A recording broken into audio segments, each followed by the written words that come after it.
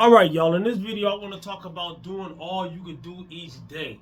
All right, doing all you can do each day and going all out. Now, life, we usually have we have similar goals. You might be different than me. I might be different than you, but we all want to get fit, be healthy. We all want to get some more money. We all want to do that, and third. All right, but it's all about having a plan. If you don't have a plan, you plan to fail, right? So, with that being said, with the goals that we have, it's not like, okay, if you try to win the NBA championship, there's only one prize. Only one team can win. NFL, anything, only one team can win, right? When it comes to the goals we have, there's enough to go around for all of us. There's enough money for me to reach my financial goals and you and them, and it's not only one of us gonna, pop off and win. Weight loss. What I do has nothing to do with what you do, unless you do what I do, and that's still not gonna. What you put in your face is not gonna make me fat. You know what I'm saying? So at the end of the day, doing all you can do each day means this to me. All right, I got a plan. Like, okay, for instance, when I start dieting, I'm going to do the first few hours of the day, maybe first 6 hours of the day, I'm gonna do fasting, right? And a lot of people will be like, oh, that's not a long fast. You gotta think, okay, that's when I wake up. I've already been asleep for X amount of hours, so you add that together, that's a decent fast, all right? Fasting, break my diet, probably at work, when I'm at work, on days I work, break my diet at about 10 o'clock, 10:30, all right? Then 3 or 4 hours later, have another meal. Then 3 or 4 hours later, have another meal. Then have my last meal. Eat 4 times a day, all right? But let's say I'm eating, let's use easy math. Let's say I'm eating 2,800 calories, which is very high for some people who don't have the muscle mass and the calories output that I do. You know what I'm saying?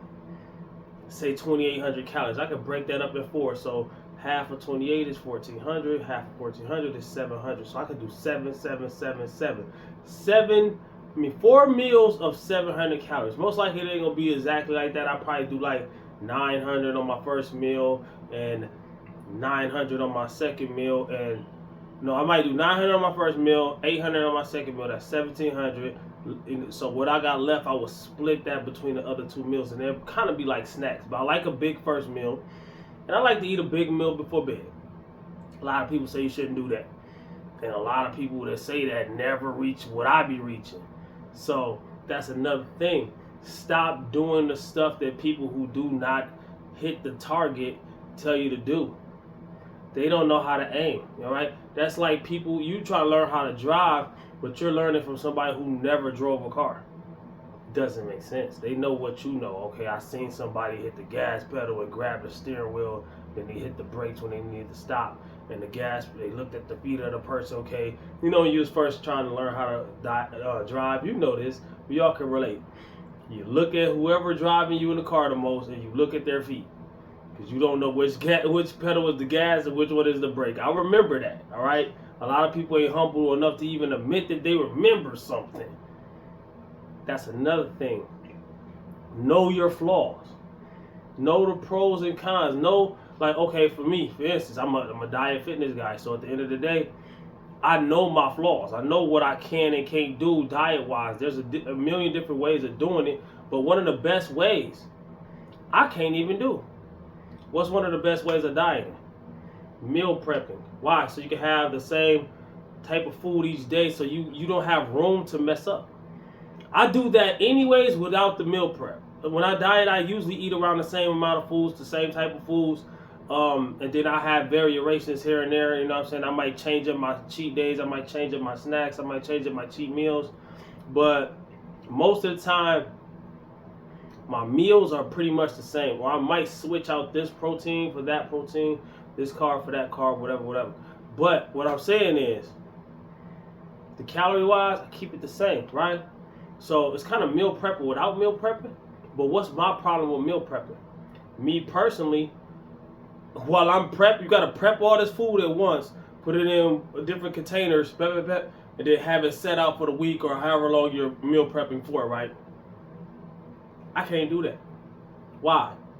I have a huge appetite. While I'm prepping it and I'm putting in all these different things, I'm gonna be eating it. So that day that I'm prepping it, I ain't gonna get much prepped, and I'm gonna be in a crazy high caloric surplus. That day I'm gonna do a 10,000 calorie challenge while I'm trying not to. I don't need all that food in front of me at once. All right? And we're all different. A lot of people say, oh, I can do it, and never try. You don't know. You can do it. You probably can. You know? So I got my own ways of doing dieting or whatever. But this video ain't about that. So I'm going to put those at the end of this video. But my thing is, go all out. And when I say go all out, that don't mean hit the ground running and going as hard as you possibly can and you just started. That doesn't make sense. That doesn't work. People burn themselves out, get injured, they fail, they quit, they get exhausted, they're skipping scenes. That's not what I'm saying, because that will, especially in the gym, especially when you lift the heavy weights, that will get you hurt. Cardio too. That'll get you hurt in cardio too. Like I told this lady, right? She was probably 400 pounds. Not this, and I'm just stating the facts. She was probably 400 pounds. What did she do? She was excited. New Year's was coming. She was talking about how she was going to diet, how she was going to do this, how she was going to do that. And she asked me for some advice, and I gave her some, right? And then she was like, I'm going to start running. I'm like, yo, how long since the last time you ran? She talked about high school, middle school, so back in school. She was probably almost my age. You know, at the time, I'll be 42 in August. At the time, I was probably like 39, so she had to be at least 35 or more, right? And yeah, she was like 35 or more, right? So I told her, don't run. You ain't ran in years. You're not ready. Your body's not ready for that. And then on top of that, she weighed about 400 pounds. So you got to think about it. When she's running, the impact.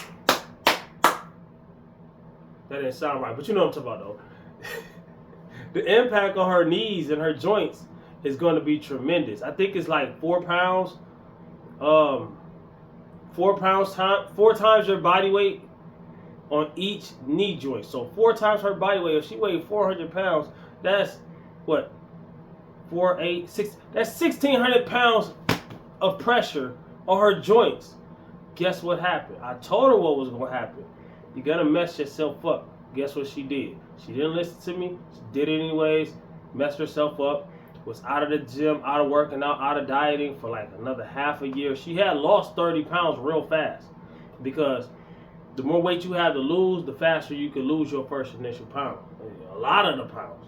You know what I'm saying? Half of the body weight, if you're doing the right things, if you're doing the things I'm talking about, you're going to lose.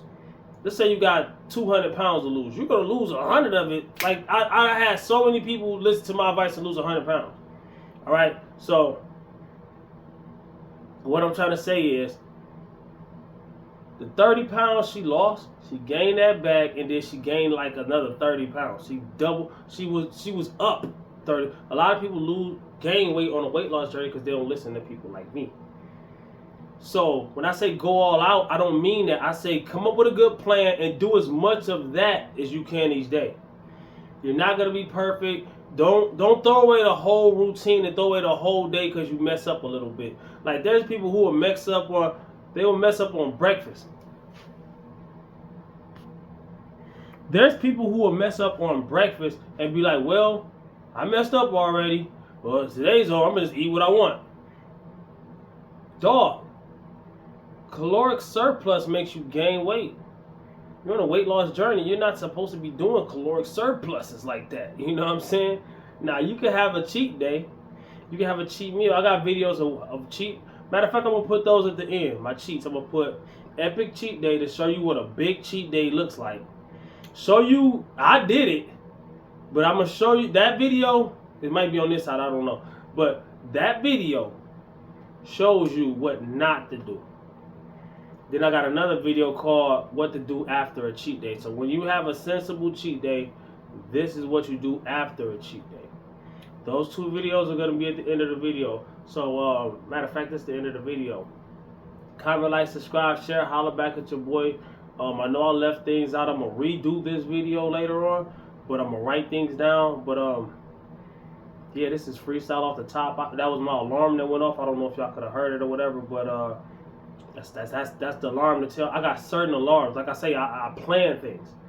I got 2 alarms to wake me up. One to wake me up, and it's gonna go on snooze in 5 minutes later. And I'm early, so one to wake me up, and then one to wake me up, like get up. Like if I'm a human, so sometimes I don't pop right up. You know what I'm saying? A lot of fitness people try to tell you they just they full of energy. No, we're human. They're lying. They're showing you what it looks good on YouTube.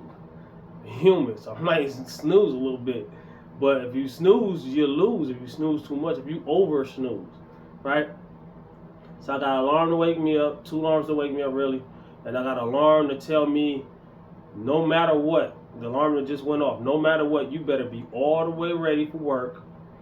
I don't even have a work shirt on, so I do laundry, but she got to do laundry. But yeah, got, you know what I'm saying, got my clothes on, got my safety shoes and all. It ain't on, but they out there. I'm ready to go. So no matter what, you got to be all the way ready to go. But I'm telling y'all something real quick. All right, then I got another alarm.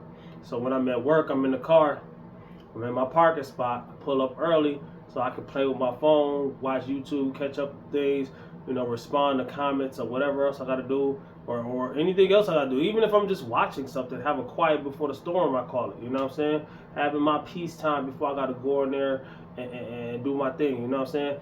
So go to war with the day. That's basically what I'm saying, right? So I have my few minutes, but I have an alarm to tell me, yo, get out the car. You got to go clock in. Get out the car. You got to go clock in. And it's good enough to where I don't have to like run and be almost late and getting people out of my way. I ain't got to do all that. I give myself enough time. Schedule things. Plan things. All right? Plan. When I say go all out on your goals, that don't mean neglect, you know, being with your family and stuff. You can plan that. You know what I'm saying? A lot of times your kids ain't got time for you. They got things to do after school and this and that, and they got probably sports, or even if they only doing video games. I advise. I ain't telling nobody what to do with theirs, but me.